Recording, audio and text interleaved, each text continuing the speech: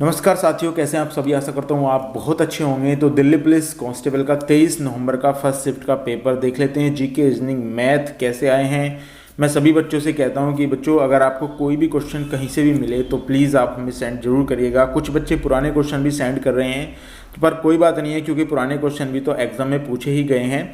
तो प्लीज़ अभी जो वर्तमान में पेपर छूटा है उसके क्वेश्चन ज़्यादा सेंड करें। अगर आपका कोई रिलेशन में भी है तो आप उससे पूछ के भी हमें क्वेश्चन सेंड कर सकते हैं।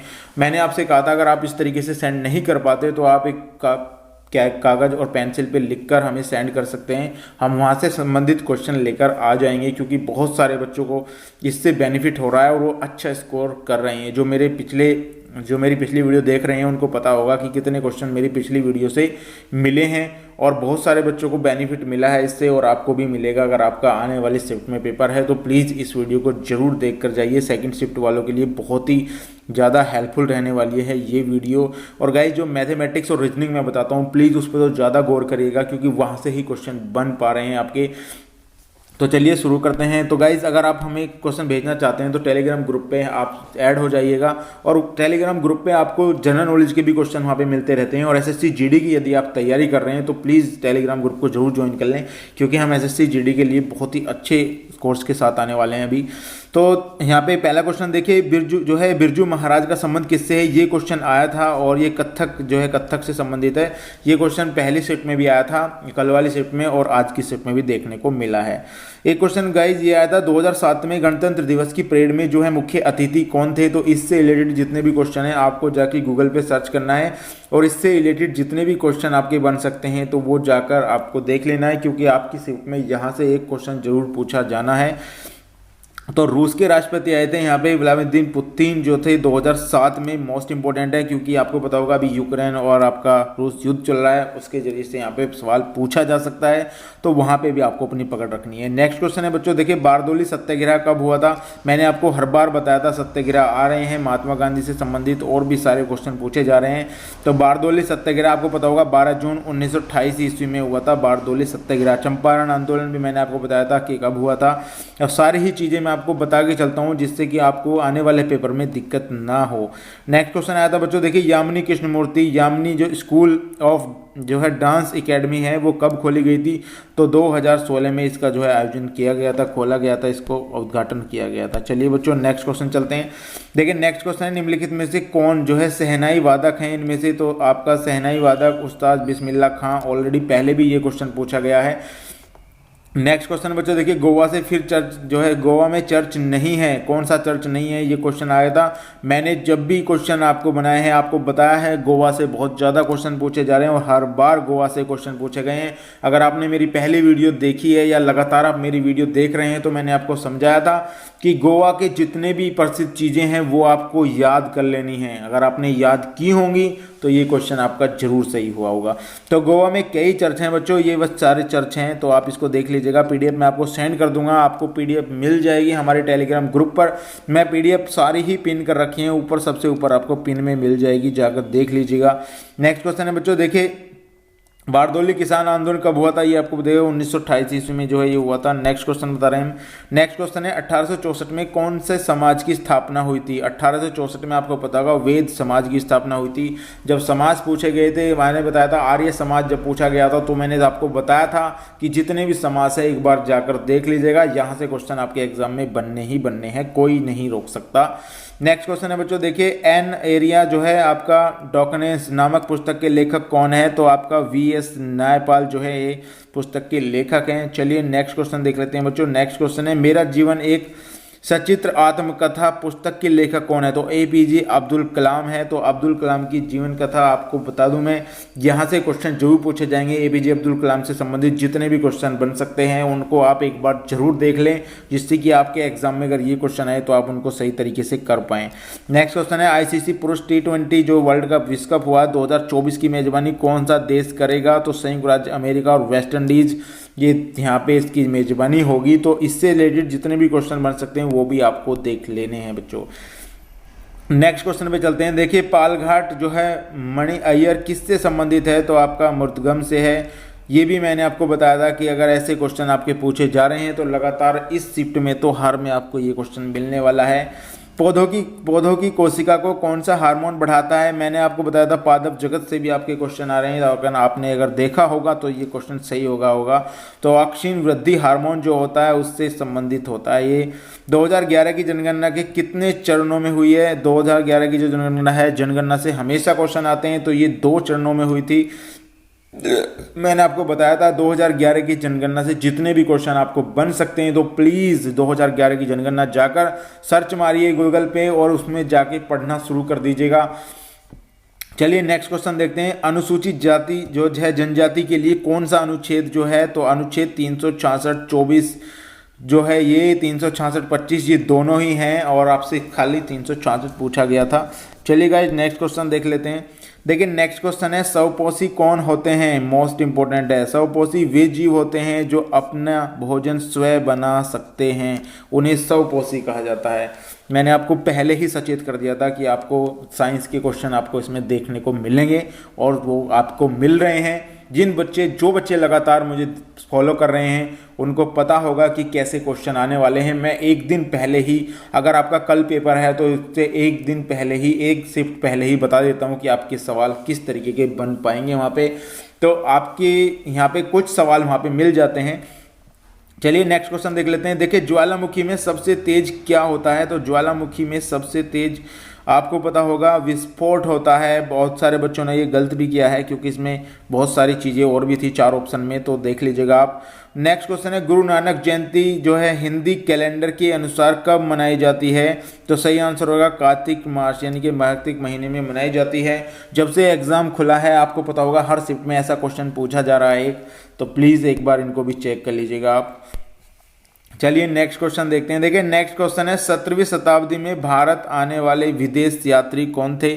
तो 17वीं शताब्दी में आपको पता होगा फ्रांसीसी जो यात्री थे फास्वा बानेर, ये जो है 17वीं जो है शताब्दी में आए थे। चलिए नेक्स्ट क्वेश्चन देख लेते हैं। 2011 की जनगणना के अनुसार एक सवाल और बन रहा था, उसमें वो भी आपको एक बार देख लेना है, क्योंकि कई सारे सवाल मैंने देखे हैं 2011 की जनगणना से, तो आपको 2011 की जनगणना पे ज़्यादा फोकस करना होगा, क्योंकि 2011 की जनगणना से 2 सवाल कम से कम पूछे जा रहे हैं।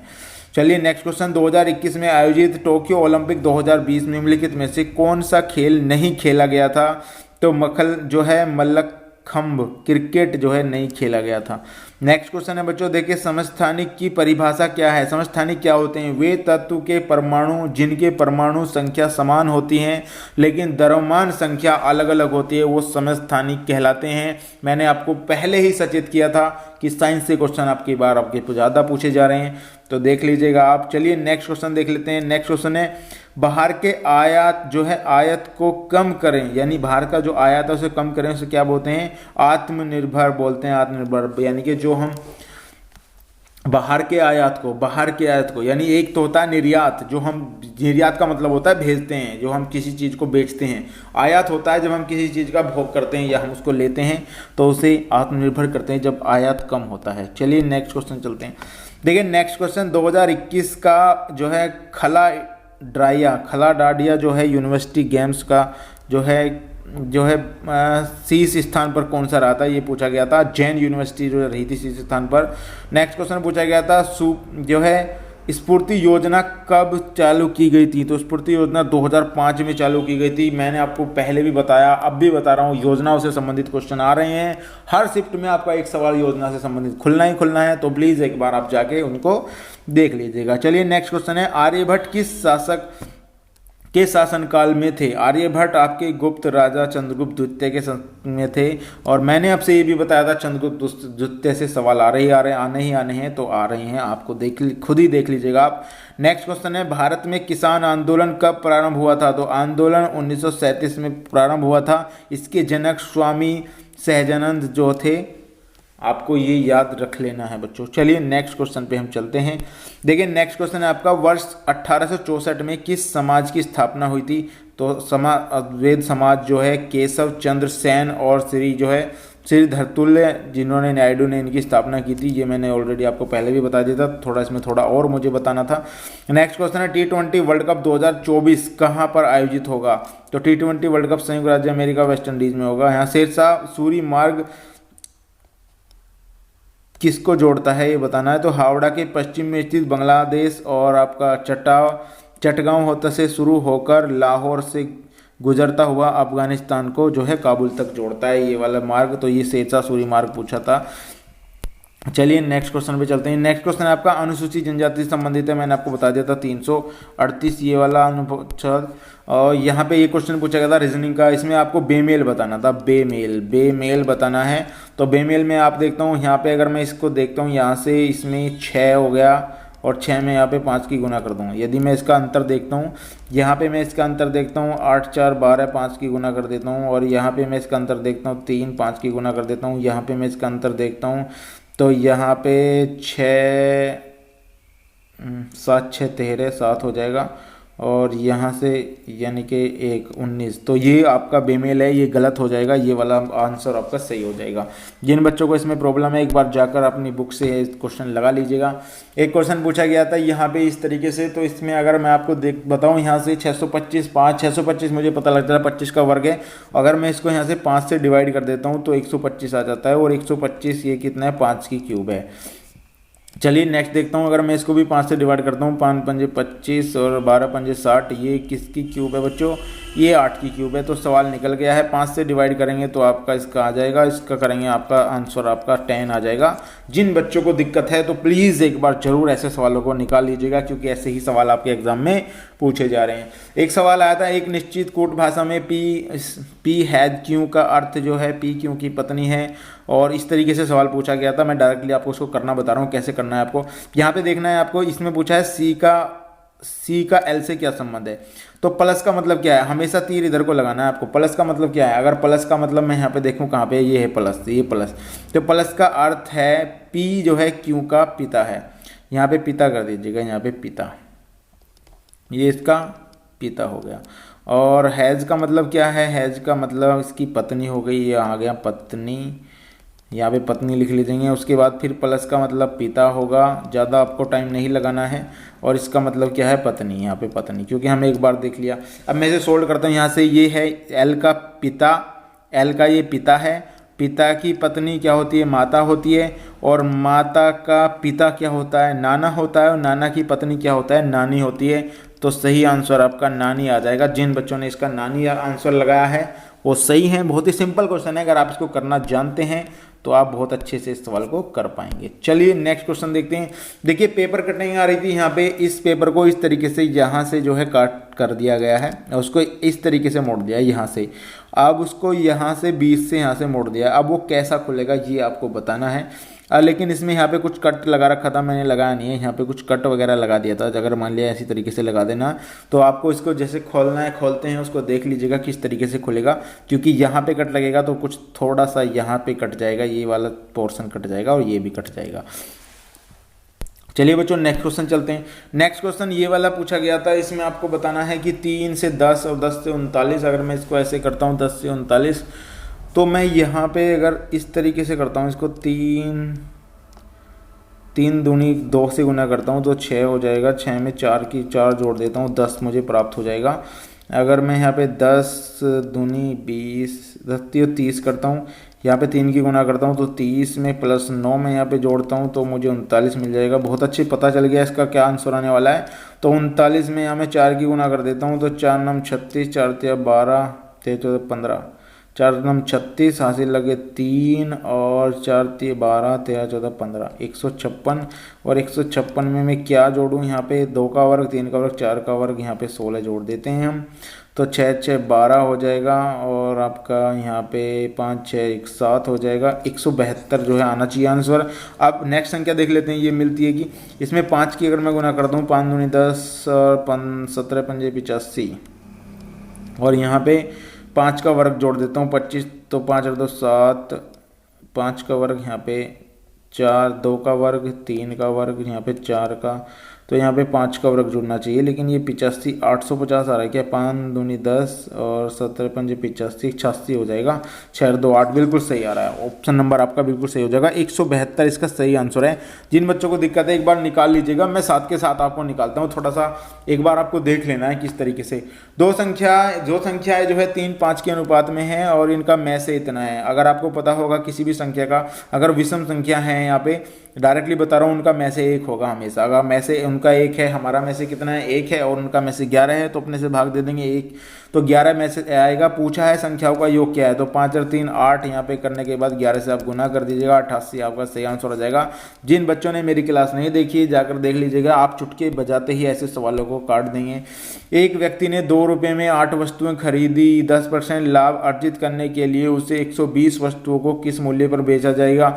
ऐसे सवाल बच्चों को बहुत ज़्यादा परेशान कर रहे हैं। आपको एक ट्रिक बताने वाला हूँ। यहाँ से कितने रुपए में बच्चों, 2 रुपये में जो है 8 वस्तुएं खरीदी हैं, इंटू यहाँ पे 100 कर दीजिएगा आप।